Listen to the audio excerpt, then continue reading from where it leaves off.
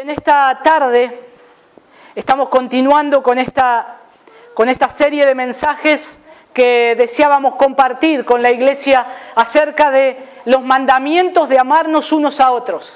Los mandamientos de amarnos unos a otros. Y el domingo pasado Pepe ya había comenzado con el apóstol Juan, ahí demostrando la condición de siervo, cómo él es el siervo, que él vino a estar sirviendo, él vino a dejar ejemplo, y él es ese ejemplo de amor que nosotros vemos, y es un amor que se dio hasta lo sumo, para que nosotros, que éramos enemigos de Dios, fuésemos reconciliados con Dios, por medio de su muerte y de su resurrección. Y todo esto fue por amor, por su obra de gracia, para reconciliar al hombre con Dios, y esto por su sola gracia. Así que en esta tarde vamos a continuar viendo esto a la luz de lo que dice la palabra de Dios y a la luz del ejemplo que ya tenemos en Cristo. Por lo tanto, voy a acudir una vez más a Dios en oración para que nos ayude y su Espíritu Santo nos guíe. Padre, te damos tantas gracias por poder adorarte, exaltarte, Señor. Gracias, Padre, porque tu gran amor nos ha cautivado, Señor. Gracias porque tú eres el alfa y el omega, el principio y el fin. Gracias, Señor, porque como dice tu palabra, todas las cosas existen para ti y todo fue creado para ti, para tu gloria y tu adoración. Señor, gracias porque te ha placido escoger a hijos, escoger, Señor, entre muchos, no por ser buenos, no por tener algo que nos haga buenos, sino por tu sola gracia, por tu soberana voluntad, por tu gran misericordia, por tu gran amor, Señor. Has escogido a un pueblo para que te adore y te exalte, Señor. Te damos gracias, Padre. Ayúdanos ahora a poder ir a tu palabra y ver, Señor, estos mandamientos que tenemos de amarnos unos a otros. Te pedimos que podamos poner toda la atención en tu palabra. Toca nuestros corazones, transfórmanos, Señor, al abrir tu palabra. Abre el corazón de los niños que hoy están escuchando aquí, Señor.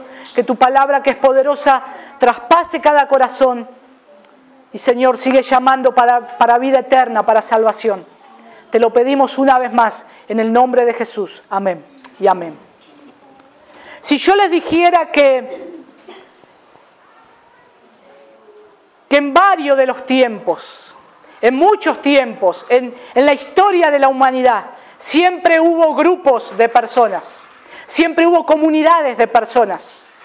Nosotros hoy vivimos en una comunidad, en una ciudad, pero a su vez, en esta comunidad, en esta ciudad, hay distintos grupos de personas, distintos estratos sociales, distintos tipos de comunidad. La gente siempre busca estar en comunidad. La gente siempre está buscando estar con un grupo de personas, pertenecer a un grupo de personas. Y entonces tenemos, por un lado, las personas que se juntan con personas de una cierta clase social.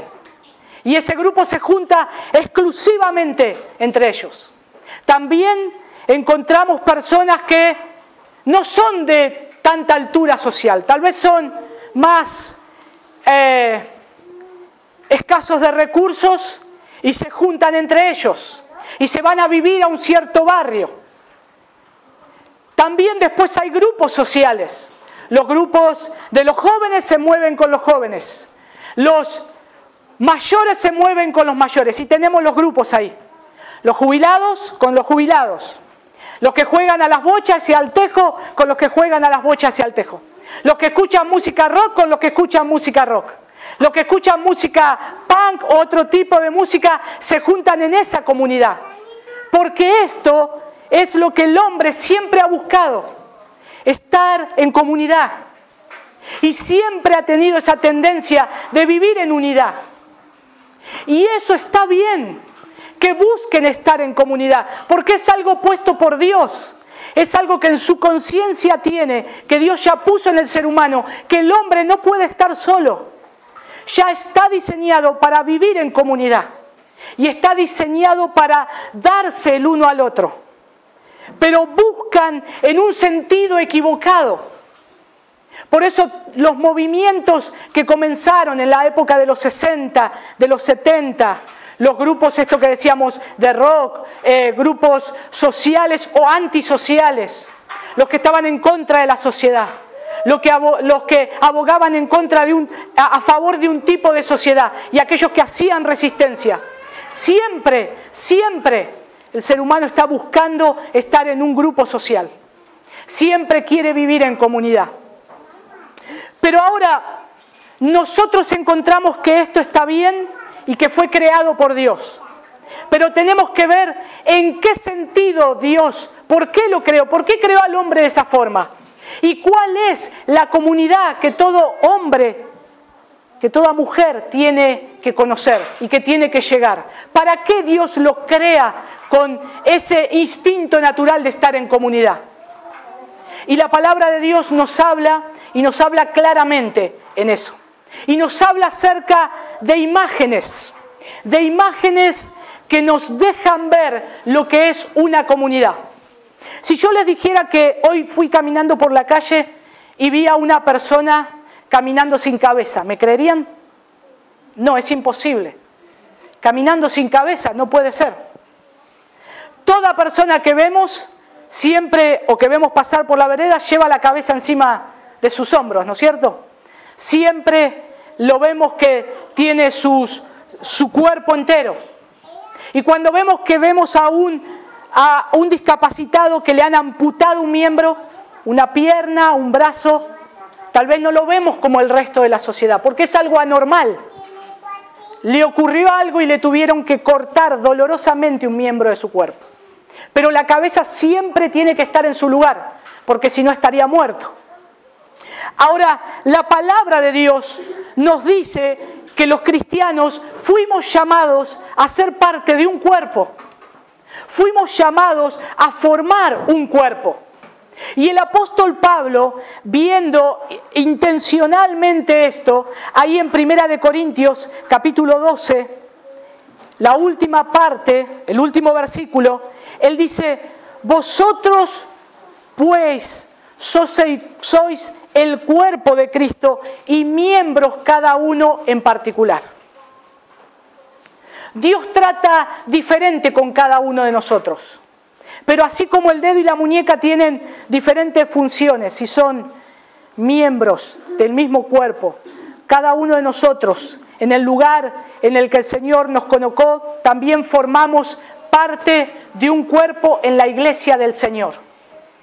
Somos parte de un cuerpo en la iglesia de Cristo.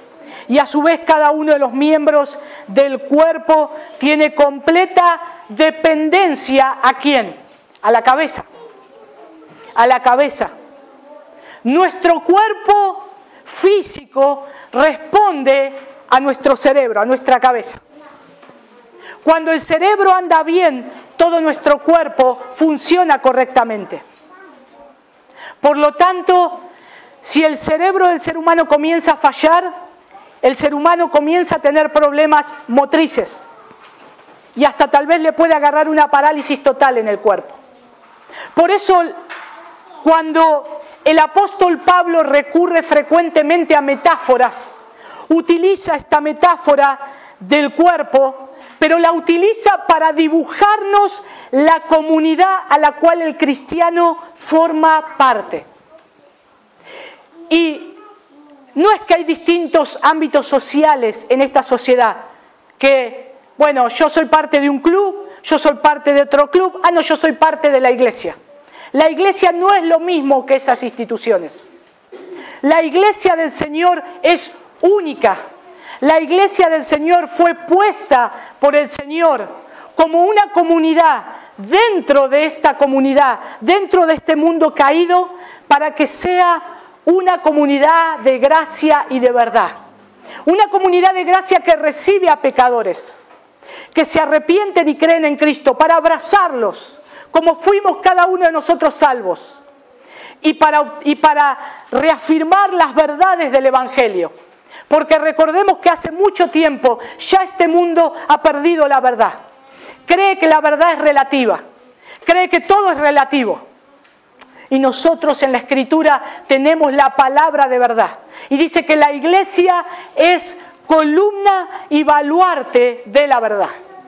Pero ahora, ¿cómo hacemos para llevar esta verdad al mundo? Para mostrar esta verdad al mundo.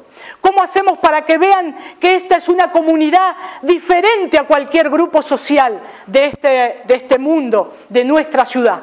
Y quiero que lo veamos en esta imagen del cuerpo y en dos partes. Primero quiero que vayamos, lo vamos a ver en 1 Corintios capítulo 12, como empecé con esa afirmación de Pablo. Pero quiero que rápidamente vayamos a Efesios capítulo 4. En el versículo 15 y 16, tenemos que recordar que la Biblia se interpreta a sí misma entre ellas. Y Pablo habla acá del cuerpo también, como lo va a hacer en 1 Corintios capítulo 12. 1 Corintios 4, 15. Dice, sino que hablando la verdad en amor, crezcamos en todos los aspectos, en aquel que es la cabeza, es decir, Cristo, de quien todo el cuerpo, estando bien ajustado y unido por la cohesión de las coyunturas, proveen, conforme al funcionamiento adecuado de cada miembro, produce el crecimiento del cuerpo para su propia edificación. Con esta imagen del cuerpo, Pablo quiere decirnos a nosotros cómo el cristiano tiene que avanzar hacia la madurez. Si estamos unidos a una cabeza, como todo nuestro cuerpo, y esa cabeza es Cristo, entonces esa cabeza es perfecta. Esa cabeza es perfecta para que todo el cuerpo pueda crecer en unidad. Por lo tanto, si estamos unidos a Cristo, si somos salvos y somos parte de un cuerpo, entonces debemos avanzar hacia la madurez. Y en 1 Corintios capítulo 12, versículo 13, quiero que vayamos ahí rápidamente. 1 Corintios capítulo 12 viene hablando de los dones y esto tiene relación con ser parte de un cuerpo. Pero a partir del versículo 13, vemos que todo el cuerpo fue bautizado en un mismo espíritu. Dice ahí la palabra de Dios, pues por un mismo espíritu todos fuimos bautizados en un solo cuerpo, ya judíos o griegos, ya esclavos o libres, y a todos se nos dio a beber de un mismo espíritu. ¿Saben que la palabra bautizar ahí en el griego original es sumergir? Es sumergir. Es como que es meter debajo del agua. Significa sumergir. Y cada uno de los miembros del cuerpo dice que es bautizado. ¿Y es bautizado cuando qué? Cuando ha creído en el Evangelio y el Señor le ha salvado. En ese momento somos adoptados como sus hijos y por lo tanto a partir de ese instante pasamos a formar parte de su familia y de su iglesia. Formamos a ser parte de un cuerpo.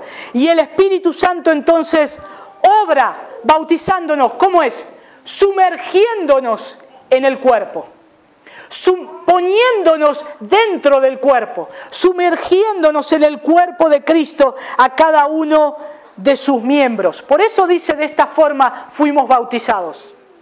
No porque hemos sido bautizados dando un día un testimonio de nuestra fe en Cristo, sino que nos está diciendo que fuimos todos bautizados, sumergidos en un cuerpo, lo cual es la iglesia del Señor, lo cual es esta comunidad de gracia.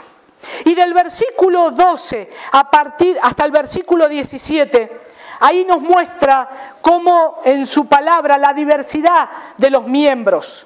Porque sigue diciendo, porque un cuerpo no es un solo miembro, sino muchos. Si el pie dijera, porque no soy mano, no soy parte del cuerpo, no por eso deja de ser parte del cuerpo. Y si el oído dijera, porque no soy ojo, no soy parte del cuerpo, no por eso deja de ser parte del cuerpo. Y si todo el cuerpo fuera ojo, ¿qué sería el oído? Dice Pablo. Si todo fuera oído, imagínense una oreja grande caminando, ¿qué sería el olfato entonces? Versículo 18, ahora bien, Dios ha colocado a cada uno de los miembros en el cuerpo según le agradó. En 1 Corintios capítulo 12, 18 veces cita la palabra cuerpo. Y por lo menos unas 13 veces utiliza la palabra miembros. Quiere decir que hay algo muy fuerte ahí hablando acerca de lo que es el cuerpo de Cristo y de lo que son los miembros de ese cuerpo. Pero fíjense que en el versículo 18 está la soberanía del Señor. Porque dice que es Él el que escoge a los que van a estar dentro del cuerpo. Dice ahí, al final del versículo 18, cada uno de los miembros en el cuerpo, Él ha colocado cada uno de los miembros en el cuerpo según le agradó. Esto es soberanía de Dios. Según a Él le agradó. Por eso cuando alguien es parte de la iglesia, no es que vemos, bueno, a ver quién puede ser parte de esta iglesia, quién es simpático. Somos todos simpáticos, somos todos buenos. ¿A quién podemos dejar entrar? No, es el Señor dándole entrada a su cuerpo, a su iglesia. Por lo tanto, tenemos que ser cautelosos en esto y ver a aquellos que han dado fruto de salvación para poder decir, Señor, de acuerdo, te agradó, vemos fruto en este hermano, en esta hermana, puede ser parte del cuerpo de Cristo, por tu gracia, por tu verdad. Y en los versículos 19 al 24, observamos la necesidad que tenemos ahí los unos a los otros. Y acá Pablo ya empieza a estar hablando acerca de lo que vimos el domingo pasado, el servicio de Jesús. Cómo Jesús se dio en servicio a los demás, cómo le lavó los pies, ese amor que estaba demostrando que iba a dar su vida por aquellos hombres pecadores que no merecían la gracia del Señor. Y a partir de esos versículos del 19 al 24, nosotros vemos que todo el cuerpo necesita de cada uno de los miembros para su funcionalidad. Es por eso que ningún hermano puede decirle a otro que no lo necesita. Ningún hermano puede decirle a otro, yo no te necesito. Ustedes alguna vez se levantan a la mañana y hoy dicen, hoy no voy a usar la mano izquierda. Hoy no te necesito. Hoy me voy a manejar con la derecha todo el día. Estoy enojado, me levanté enojado con el brazo izquierdo. No lo voy a usar más. Es un disparate. No podemos. A menos que sea un brazo que esté herido. Pero ¿qué pasa? Nos dolemos, como dice la palabra del Señor. ¿Cuánto anhelaríamos tener este brazo? Porque nos ayuda. Y ahí es donde estamos viendo que forman parte del mismo cuerpo, nuestros miembros. Pero Pablo dice, ustedes hermanos, son parte de un mismo cuerpo. Ustedes se necesitan. Sí o sí, están unidos por las coyunturas. Están ligados el uno al otro. Porque somos un cuerpo. Y hay hermanos que necesitan ser más cuidados que otros. Y son puestos por Dios con esa finalidad. Del mismo modo que pone a los párpados o las costillas. El Señor forma nuestros cuerpos para que nos puedan proteger ciertos órganos de situación con mayor vulnerabilidad. Si no tuviéramos los párpados, nuestros ojos se llenarían de pelusas, de bichos, nuestra visión sería poca. Todo tiene un sentido, todo tiene un porqué en la creación del Señor. Por eso Pablo recurre a la metáfora del cuerpo, a lo que habla acerca del cuerpo. Y es nuestra responsabilidad, hermanos, esforzarnos para cumplir con cada uno de los mandamientos que el Señor nos muestra en su palabra respecto a los unos a los otros, de unos a otros, de amarnos unos a otros. Pero la única manera de llevarlos a cabo, ¿cómo es? Entendiendo que necesitamos la gracia del Señor. Si nosotros queremos hacer esto, amar a mi hermano que es tan pecador como yo, sin tener la gracia del Señor, hermanos, les diría, traten de mover con su dedo pulgar una pared. Es imposible. Es imposible. No se puede. Sin la ayuda de la gracia del Señor. Sin ese amor que ha sido derramado en nuestros corazones. No podemos hacerlo. Ahí en Filipenses capítulo 2, versículo 13, el Señor nos da una esperanza con respecto a esto.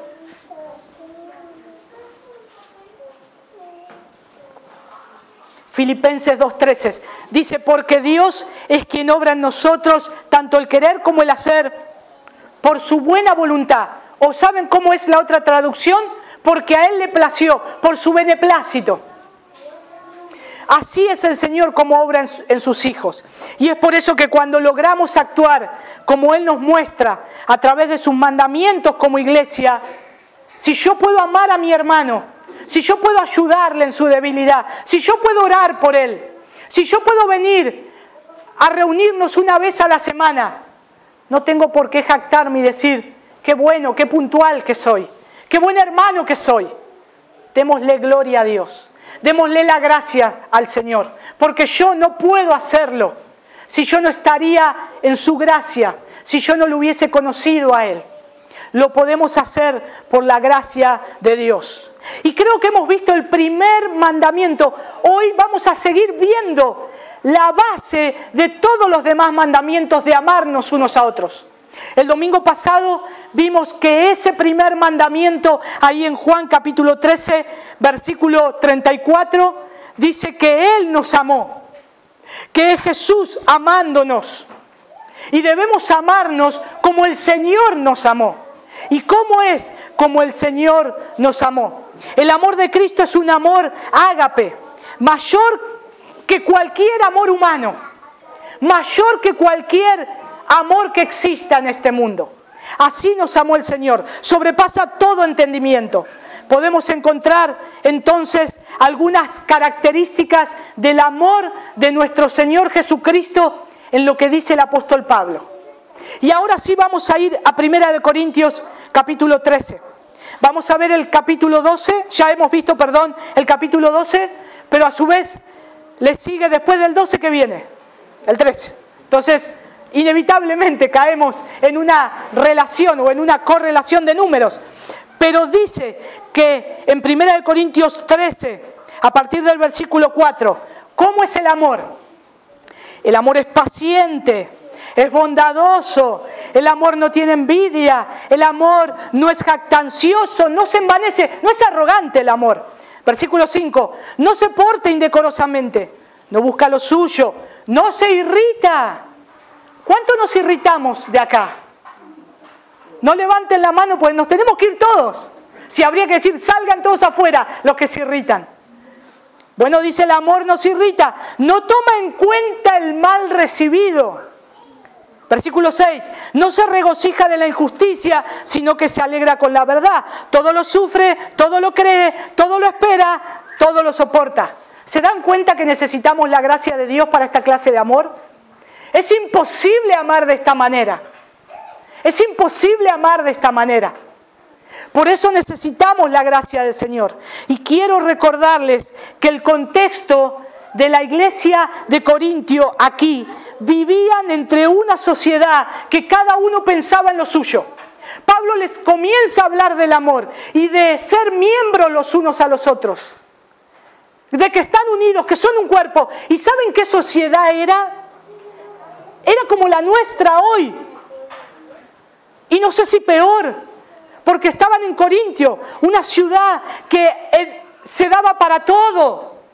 Una ciudad en la cual había mucho comercio, había una gran promiscuidad sexual, había prosperidad económica por todos lados, la gente podía comprar y vender. No necesitaban y se daba el egoísmo al tener las cosas para sí. Y ahora entra Pablo y le dice a la iglesia que está en ese lugar, a los santos, a los santificados, pero que inclusive Él les tiene que hablar de estas cosas, porque muchos se estaban comportando como la sociedad en general, en promiscuidad sexual, en un libertinaje, en querer ocuparse en lo suyo. Ahora les dice que el amor es paciente y es bondadoso. Imagínense la cara de los corintios. viviendo en ese tipo de sociedad, donde la gente no se llevaba bien, directamente hacían lo que querían y tenían sus grupos de personas. Los cristianos corintios eran básicamente como los cristianos de hoy. Tenían sus propios intereses sociales que parecían naturales desde su propia perspectiva, pero Pablo los llama a pensar con esto, ¿saben cómo qué? Como siervos, como lo hizo Cristo, sirviendo a los demás. Imagínense los corintios. Pablo, tenemos todo lo que queremos. ¿Y siervos? ¿Tengo que tener amor a este que no lo soporto? ¿Tengo que tener amor a este que viene acá a la iglesia y tiene mucho dinero? ¿Y lo tengo que soportar viendo todo lo que tiene? Sus joyas, sus casas.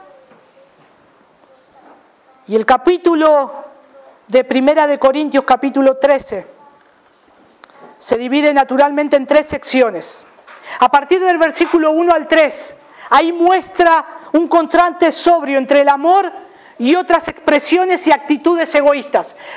Pablo dice primero que el amor, si yo hablase en lenguas humanas angélicas, está poniendo lo que puedo hacer como un religioso. Y no tengo amor, nada soy. Pone ese contraste.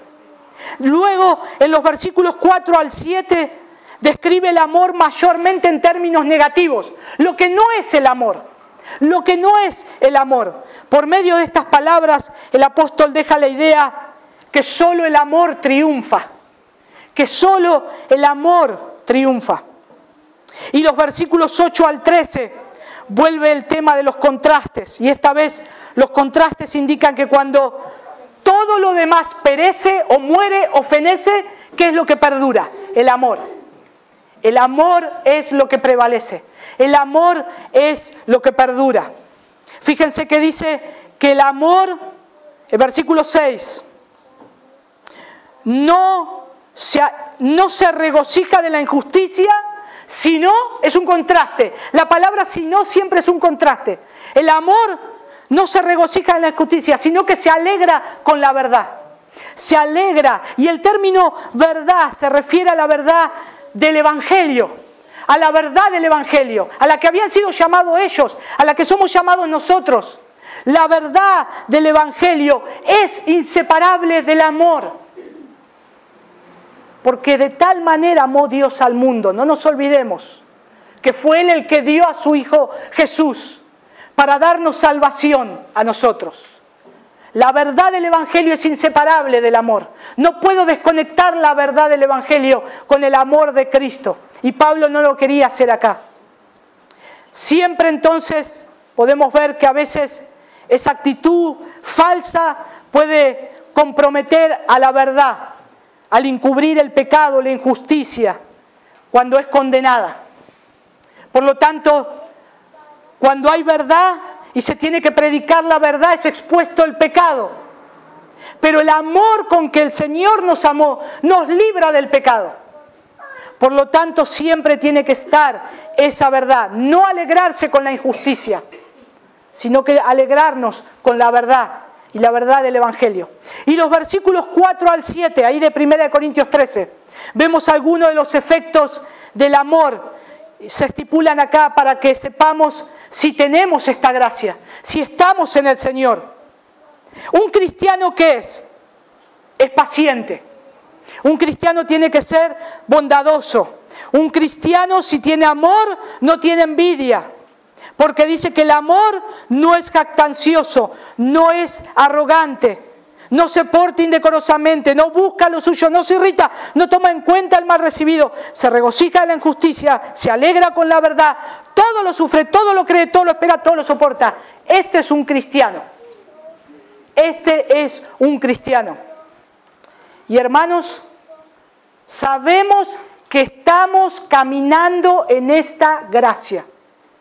Y muchas veces no cumplimos esto. Pero esforcémonos. Esto es lo que tenemos que hacer. Esforcémonos. Esto es un mandamiento que el Señor nos pone en su palabra. Porque dice que el amor no es más o menos paciente. El amor es paciente. El amor a veces irrita, a veces sí, a veces no. No, dice que no se irrita. Así que yo tengo que esforzarme para caminar en esta verdad. Y es verdad que nos cuesta, pero el Señor es nuestro ayudador, como leímos ahí en Filipenses. Él nos ayuda y Él nos va a guiar a que podamos cumplir estas cosas.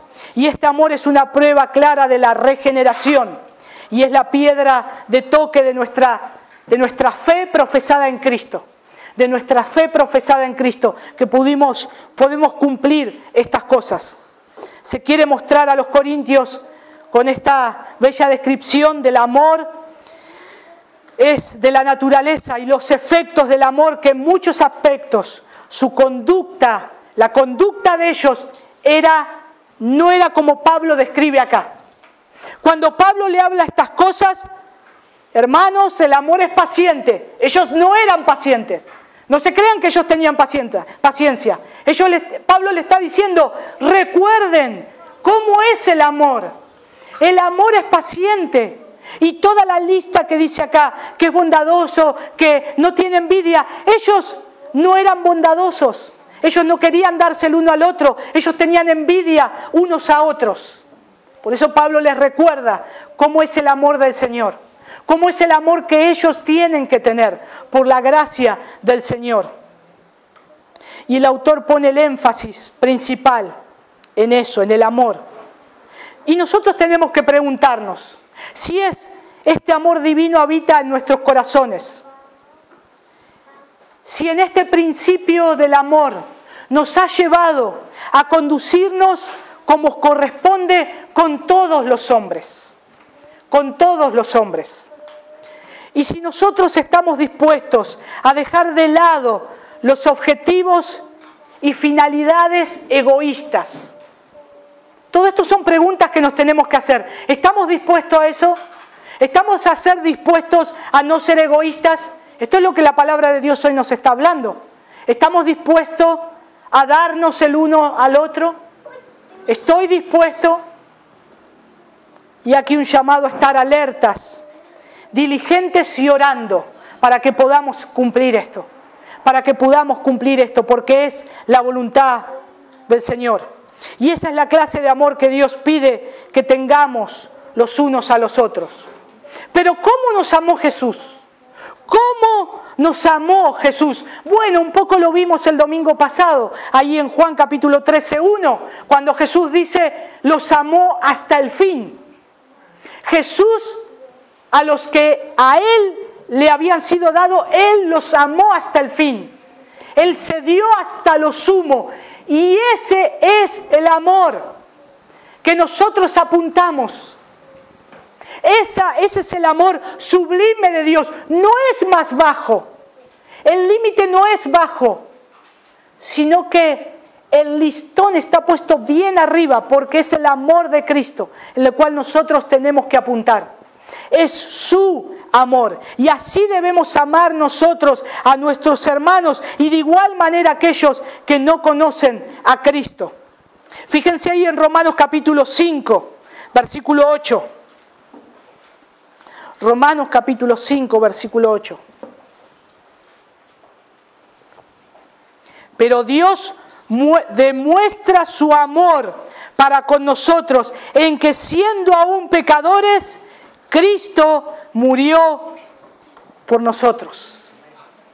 Cristo murió por nosotros. ¿Pueden ver esta clase de amor? ¿Cómo, Jesús? Vas a morir por nosotros. Te negamos todo el tiempo. No te queremos. No te quisimos. No te buscamos. Vivíamos contrario al mundo. Vivíamos haciendo la voluntad de nuestro padre el diablo. Y nos agradaba. Y ahora vos nos amás tanto. Vos nos amás y demostrás tu amor para con nosotros, que das a tu Hijo para que muera el justo por los injustos. ¿Qué clase de amor es eso? Por eso el mundo no entiende el amor de Cristo. Por eso no puede entender el amor de Cristo. Por eso no puede ver que un hombre muera en la cruz por hombres como nosotros que no lo merecemos. Pero así es el amor de Cristo.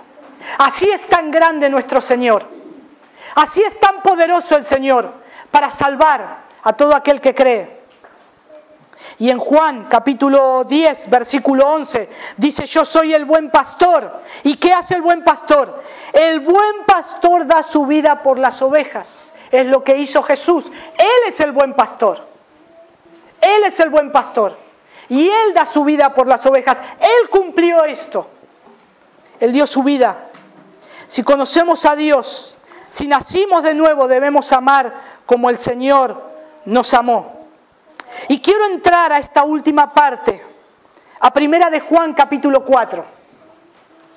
A Primera de Juan capítulo 4. Y ver, hermanos, que Primera de Juan, el tema principal del todo es la comunión con el Padre y con el Hijo. Y nosotros vamos a ver lo que Juan habla ahí acerca del amor, de lo que es el amor de un cristiano. Dice Primera de Juan capítulo 4, versículo 7. Amados, este es un término que usa Juan muchas veces, es muy tierno, muy cariñoso. Es amados, le está diciendo. Amados, amémonos unos a otros, porque el amor es de Dios, y todo el que ama es nacido de Dios y conoce a Dios. El que no ama no conoce a Dios, porque Dios es amor. Y es uno de los atributos de Dios, Él es amor. Versículo 9. En esto se manifestó el amor de Dios en nosotros, en que Dios ha enviado a su Hijo unigénito al mundo para que vivamos por medio de Él. Versículo 10. En esto consiste el amor, no en que nosotros hayamos amado a Dios, sino en que Él nos amó a nosotros y envió a su Hijo como propiciación por nuestros pecados. Versículo 11. Amados, Juan otra vez les dice: amados, si Dios así nos amó, también nosotros debemos amarnos unos a otros. Y hermanos, a veces malinterpretamos el amor de Dios. A veces malinterpretamos el amor que Dios nos exige, porque rebajamos el amor de Dios a nuestro concepto humano de amor. Rebajamos el amor de Dios a mi pensamiento humano que yo tengo del amor. A no este amor que dicen las Escrituras, sino que yo a veces pienso: si no me aman como yo exijo, entonces no me están amando. Si las personas a mí no me aman porque yo quiero esto y esto, entonces no me están amando. Dicen que hay amor, pero no me aman. La iglesia dice que tiene amor, pero no me ama. No me ama, no se preocupa por mí. Y hermanos, a veces tenemos que examinar bien, porque a veces puede llegar a ser un problema de una iglesia, pero a su vez también puede ser un problema que yo tenga personalmente, porque el concepto de amor es que yo tengo que ser un siervo para mis hermanos, tengo que darme en amor, tengo que darme a mi hermano, porque soy miembro, estoy unido como una coyuntura del cuerpo, no me puedo despegar. Imagínense las manos o alguna parte del cuerpo. Imagínense si nuestra cara comienza a decir, a quejarse con nuestras manos, que hace una semana que no la lavamos. Y la cara dice: mano, ¿por qué? ¿Por qué no me lavás? Estoy toda sucia, no tenés amor conmigo. Y es inevitable, hermanos, estamos unidos a la cabeza y mi cabeza va a decir que yo me tengo que lavar. Y esto es lo que el Señor nos quiere hablar y nos quiere decir por medio de la metáfora del cuerpo que Pablo da y a su vez del amor que tenemos que dispensarnos los unos a los otros. Automáticamente nos vamos a servir unos a otros. Por eso a veces tenemos o queremos demostrar ese amor en términos de lo que creemos que es nuestro amor. Y corremos un peligro de que nuestra justicia sea como la de los escribas y fariseos, que ellos ponían sus condiciones para llegar a Dios. Entonces yo pongo mis condiciones. Todos me tienen que amar a mí. No, yo no puedo amar, yo no voy a estar preocupándome por los hermanos, no puedo, tengo otras cosas. Pero ustedes sí, ámenme, me tienen que amar, es una obligación, ámenme. Y si no lo hacen, hermanos, están en pecado, no me están amando. Es un error, tengo la misma responsabilidad de amar al cuerpo como ellos me tienen que amar a mí. Es la misma responsabilidad. Y acá nosotros estamos viendo que este mundo caído se entiende por amor una forma muy rara de amar. Y nosotros vemos que ese amor siempre es egoísta.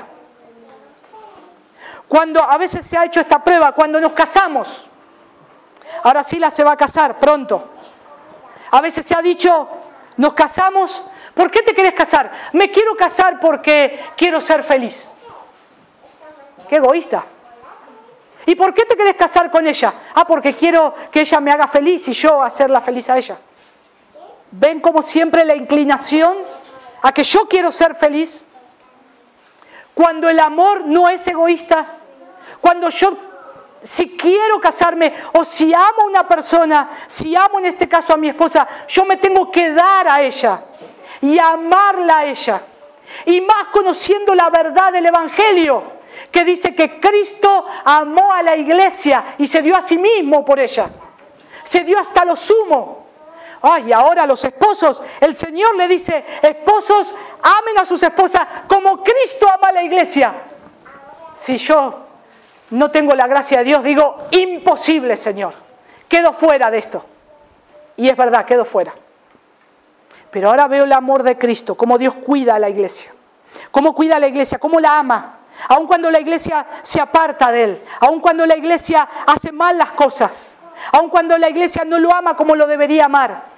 Su amor persevera. Su amor prevalece sobre esa iglesia, sobre esa esposa, porque la ama y la está alabando con su palabra y la está cuidando por puro amor y por afecto y por su propia voluntad. Entonces yo tengo que amar a mi esposa de la misma manera. Ese es el amor del Señor. Ese es el amor que la palabra de Dios dice acerca de cómo tenemos que amar. No como dice el mundo. No las canciones románticas. No esas canciones que les cantábamos cuando eran novias nuestras esposas. O poemas. No, es el amor que el Señor dice en su palabra. Es mucho más grande de lo que pensamos. Es mucho más grande de lo que pensamos. Y ese es el amor que tenemos que tener los unos a los otros. Y en Juan capítulo 4, versículo 10, fíjense que dice, en esto consiste el amor, no en que nosotros hayamos amado a Dios, sino en que Él nos amó a nosotros y envió a su Hijo como propiciación por nuestros pecados. Amados, si Dios así nos amó, también nosotros debemos amarnos unos a otros. Juan, el último de los escritores del Nuevo Testamento, que escribe acá esta carta, esta epístola, él da la prominencia del amor de Dios. Sin embargo, como el Antiguo Testamento no se limita del todo a la presentación del temor de Dios, sino que también expone su amor, así Juan, como representante del Nuevo Testamento, si bien respira continuamente ese espíritu de amor, no deja de proferir las advertencias más claras y horrendas contra el pecado, de acuerdo con su carácter original que él tenía. Juan habla mucho, amados, y vemos, es el apóstol del amor. Miren qué lindo, nos dice, amados, amémonos unos a otros, el amor es de Dios.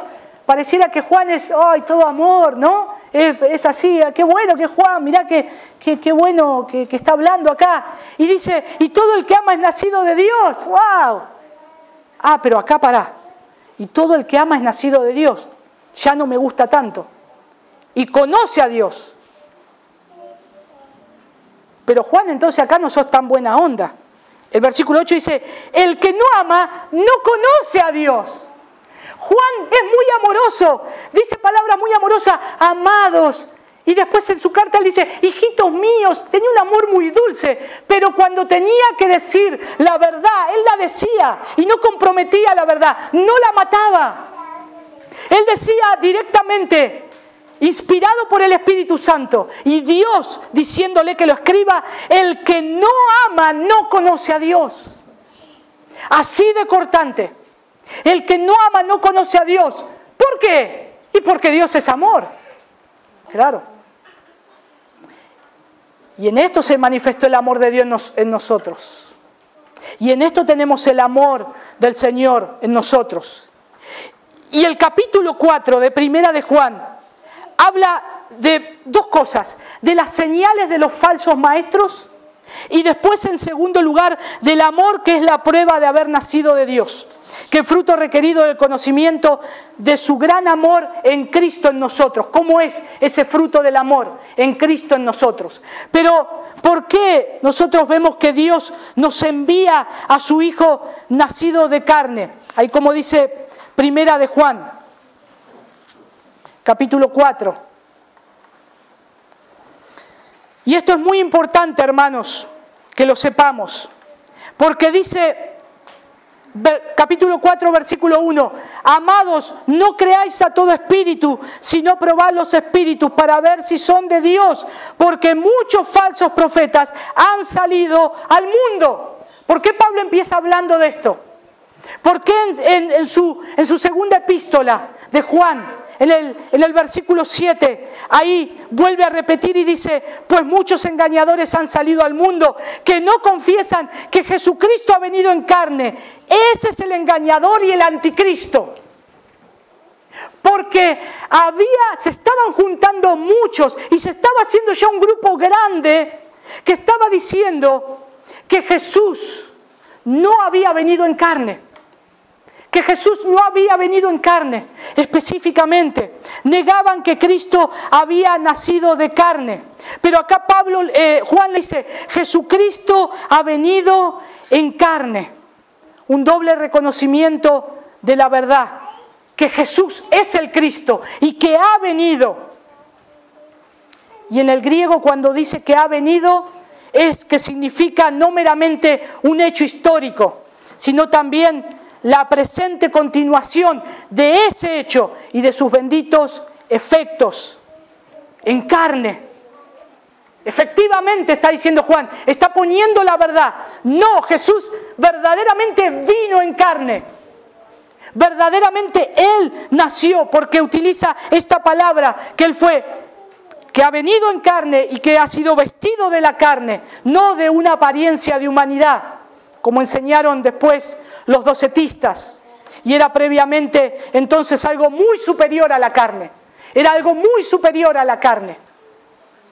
Su carne significa su muerte por nosotros. Si Jesús no hubiese venido en carne, no podía haber venido a morir en la cruz. No podía haber sido ese sacrificio, verdaderamente. Pues solo con asumir la carne pudo Él morir, pues como Dios no podía morir. Y su muerte expresa su amor hacia nosotros. Y negar la realidad de su carne. Si negamos la realidad de que Cristo vino en carne, entonces hay que negar el amor de Cristo. Verdaderamente el amor de Cristo no fue real. Porque entonces, si Jesús no amó en su cuerpo de carne, entonces no podemos estar hablando del amor. Él no nos puede hablar del amor. Pero verdaderamente Él amó. Y dice que Él vino en carne y Él amó también en esa naturaleza. Y así arrancar también la raíz que produce todo verdadero amor de parte del creyente. Por eso nosotros amamos, porque Él nos amó primero. Nosotros podemos amar porque Él verdaderamente nos amó primero. Él verdaderamente nos amó primero. Y esto es para aquellos que dicen o se excusan: yo no puedo amar así porque yo no soy Jesús. Yo no puedo, vos me estás diciendo que ame, me hizo tanto mal. Y esto me lo dijo un joven que no quería perdonar a su esposa una vez. Me dijo, yo no la puedo perdonar. Y yo le dije, la tenés que perdonar, porque si Cristo te perdonó, también tenés que perdonar. Y me dijo, bueno, pero yo no soy Cristo. Él amó de una forma que nadie puede amar. Él estaba negando que Cristo había nacido en carne. Él estaba diciendo, Jesús es superior. Jesús amó de una forma que es impresionante, nadie puede en este mundo amar. Pero verdaderamente Jesús, perfectamente Dios y perfectamente hombre, Él amó en esa condición. Él amó en esa condición. Si el amor de Cristo ha sido demostrado en nosotros, amándonos, ahora dice la Escritura, y es un mandamiento, el versículo 11, debemos amarnos unos a otros. Debemos amarnos unos a otros. Y el amor de Dios se refleja en varias maneras, hermanos. En la dádiva de su Hijo, al enviar a su Hijo a morir en la cruz. Ahí como dice los versículos 9 al 10, cómo se manifestó el amor de Dios. Pero es evidente que no se trata de un amor basado en la complacencia ni afecto. Esto es, no fue causado por alguna excelencia. Dios me amó porque yo soy bueno. No, todo lo contrario. Todo lo contrario. Como leímos en Romanos 5:8. Pero es Dios el que demuestra su amor para con nosotros, en que siendo pecadores, Cristo murió por nosotros. Éramos pecadores. Todavía somos pecadores, luchando. Y Cristo nos sigue amando, sigue demostrando ese amor. Ahora Él nos dice, de esa misma manera que yo te demuestro mi amor, así tenés que amar a tu hermano. Así como soporto tus caídas, tus pecados, tus fracasos, así como soporto a veces tus mentiras, así como soporto tus plantadas que me haces cada día, y te sigo amando, amá a tu hermano. Amalo porque yo te amo de la misma manera, y te amé de la misma manera, sin merecerlo. Y tenemos que amarnos unos a otros. Y es un mandamiento. Y es un mandamiento. Por eso el versículo 9 dice, por esto se mostró. ¿Saben qué significa la palabra griega mostró? Se hizo evidente. Salió a la luz. Se mostró, se hizo evidente, se manifestó el amor de Dios para con nosotros. Y cuando dice que se manifestó el amor en nuestro caso, al enviar a su Hijo, que ha enviado a su Hijo al mundo. Cuando dice para con nosotros, es que Él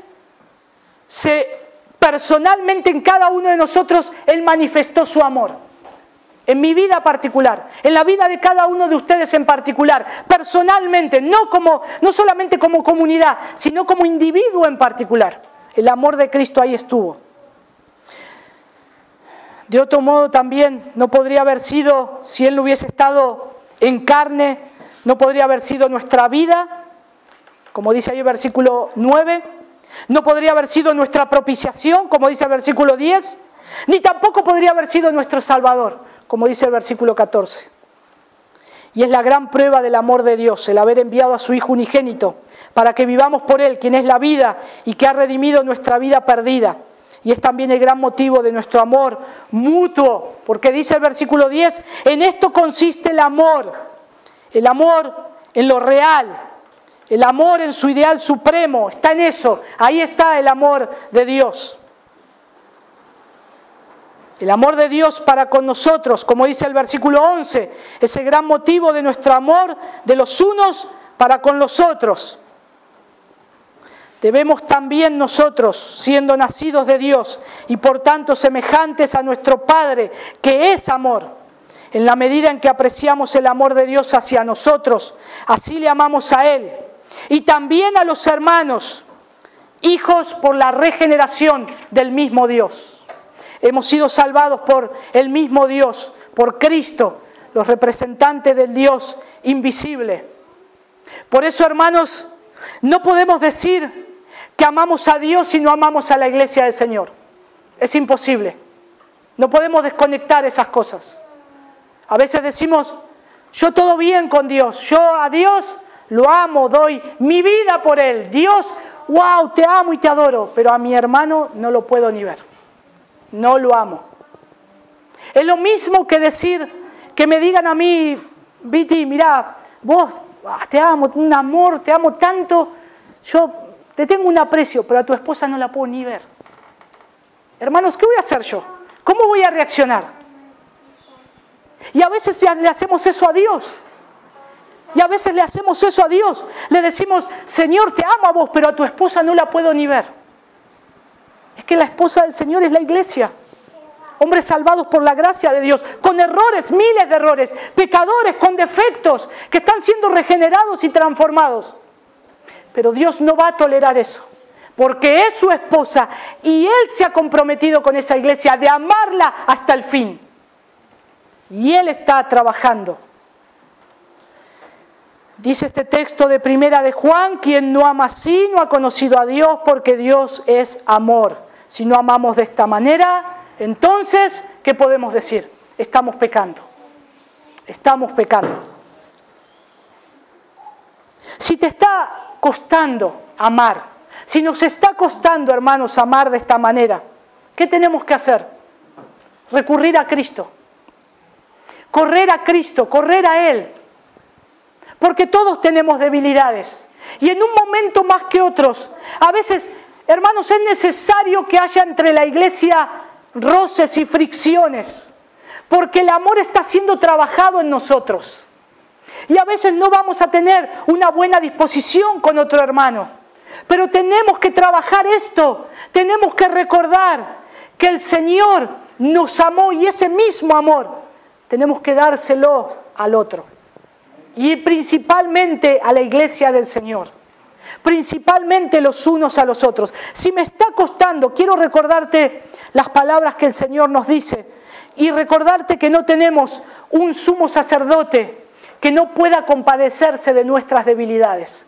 Nos ha sido dado un sumo sacerdote que intercede por nosotros, que Él ve nuestras flaquezas. ¿Por qué? Porque Él dice que fue tentado en todo, pero Jesús no cometió pecado. ¿Cuántas veces el Señor tuvo ganas de dejar a los discípulos?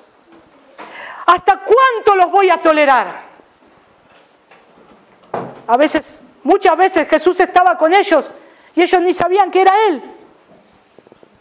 Muchas veces ni sabían cuál era el propósito del Señor. Y el Señor tendría ganas, Jesús, de decirle ya, listo, ya está, Señor.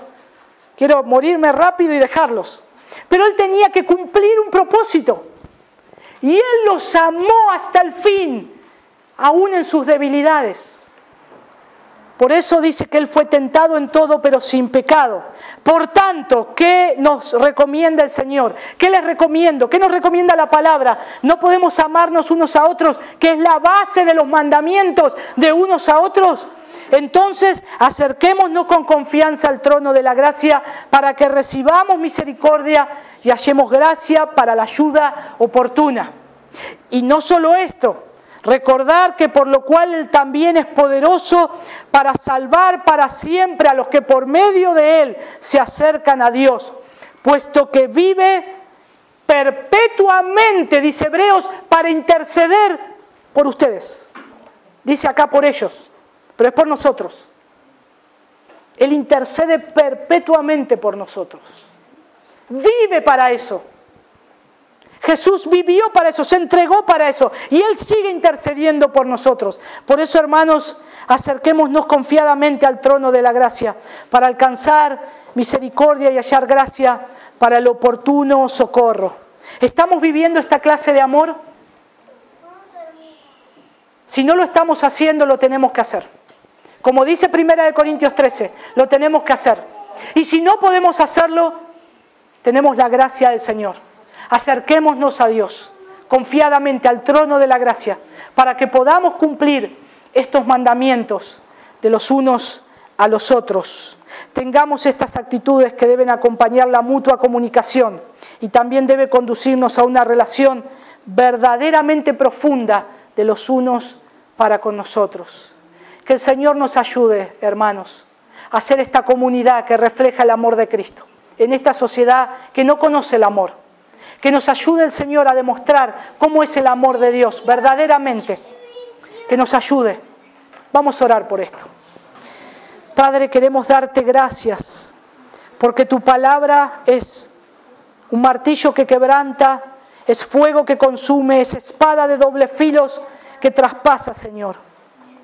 Yo te ruego, Señor, que hoy tu palabra nos haya traspasado y, Señor, confesamos qué difícil es a veces amar, Señor. Tenemos una lucha. Somos pecadores, Señor. Fallamos tantas veces en el amar unos a otros, de tantas maneras. Perdónanos. Ayúdanos a amarnos y a entregarnos y a darnos los unos a los otros como un cuerpo. Si hemos sido llamados a un cuerpo, a una unidad, te rogamos, Señor, que podamos vivir de acuerdo a ese llamado y que podamos amarnos los unos a los otros. Ayúdanos, Señor, por tu gracia y por tu gran misericordia. Ayúdanos, Señor. Gracias. Te lo pedimos en el nombre de tu Hijo Jesús. Amén.